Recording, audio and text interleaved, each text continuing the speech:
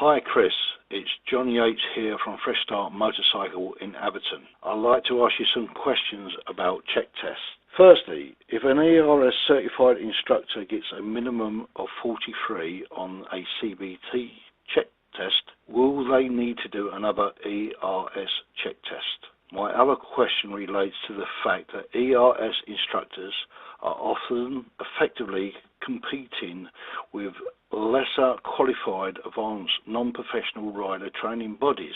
Why are these not accountable to the same high standards of check testing, especially when the public perception is that they are getting a higher standard of training than ERS, albeit for most likely less money? Thank you. Hi John, thanks for the question.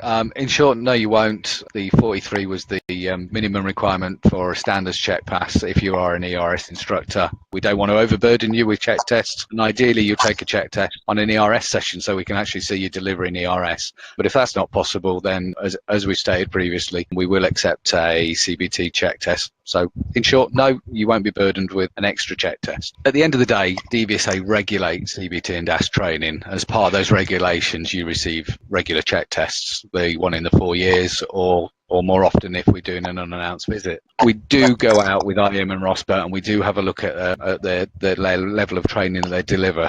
It's done by our quality assurance team, the QA&I team here within DVSA, and the motorcycle person within the team does do a snapshot of IM and ROSPA training. However, their training is unregulated, so we have no powers over them. When we redesigned ERS, we were clearly looking at the post-test training market. So DVSA conducts between 50 and 60,000 tests every year. That's 50 to 60,000 candidates that could be persuaded or encouraged to do ERS. It's a completely different market to that of IM and ROSPA. We still see ERS as a stepping stone. We don't want to compete with IM and ROSPA. We don't feel the need to compete with IM and ROSPA. We feel that there's enough people coming through the testing process that should be encouraged to do ERS. I think following a DAS course, you're taught mainly the basic skills that will enable you to ride safely and pass the riding test. ERS has been designed to deliver or develop those skills further. So we've got sessions on bends, sessions on filtering, sessions on risk and planning, all those things that are covered during the DAS test but complete in ERS. It just takes your riding to a higher level.